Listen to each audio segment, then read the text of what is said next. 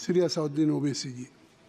मोदी सरकार के 5 साल में 75 लाख एस्पिरेंट्स की जिंदगी बर्बाद हो गई, 6 पेपर लीक हुआ। सर, आज भारत के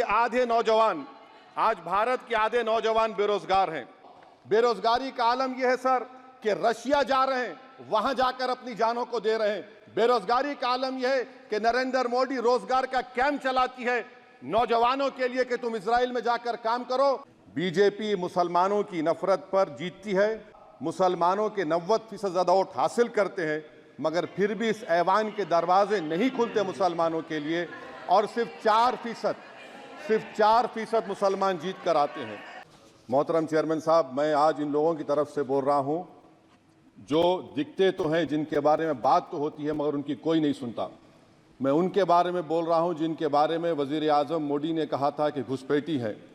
मैं उन बेटियों और माओं के बारे में कह रहा हूं जिनके बारे में मोदी ने कहा कि ज़्यादा बच्चे पैदा करते।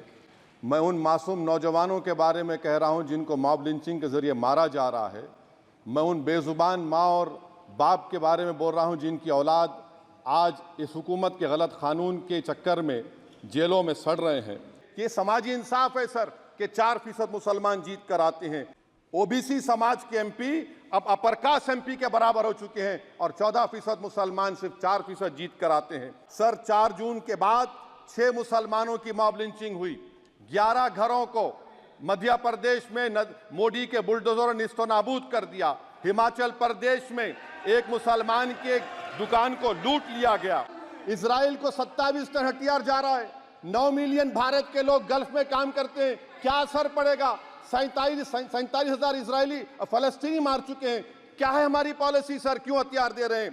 किसी एक शायर ने शायद बरसर इख्तिदार जमात के लिए ये शेर कहा होगा कि उसूल बेचकर मसनद खरीदने वालों, निगाह अहले वफा में बहुत हकीर हो तुम।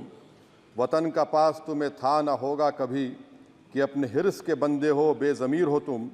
इज़्ज़त नफ्स किसी शख्स की महफूज नहीं, अब तो अपने ही निगहबानों से डर लगता है।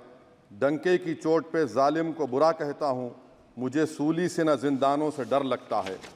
सर, वतन अजीज़ का मुस्तकबिल कैसा होगा जब बीजेपी मुझे गायब करना चाहती है और दीगर हिज़्ब इख्तिलाफ की पार्टियां के लिए मेरा वजूद सिर्फ वोट डालना और अपनी खबर में जाकर सो जाना है। जो नरेंद्र मोदी को मैंडेट मिला है वो सिर्फ और सिर्फ मुसलमानों की नफरत पर हिंदुत्व की वजह से मिला है। I would like to say it is not Modi's in dock, but every single person who voted him despite his anti-Muslim voice. And I would like to tell the opposition parties, this is not a moral victory for you. This is a victory of majoritarianism. Everyone should contemplate and do introspection. Why is it that the OBCs and the upper caste are getting their due representation? Why are the Muslims not getting? Are we here only to vote for you? अरे sir, मेरा time है। कहाँ time है sir? आप ये time ले लिए मेरा।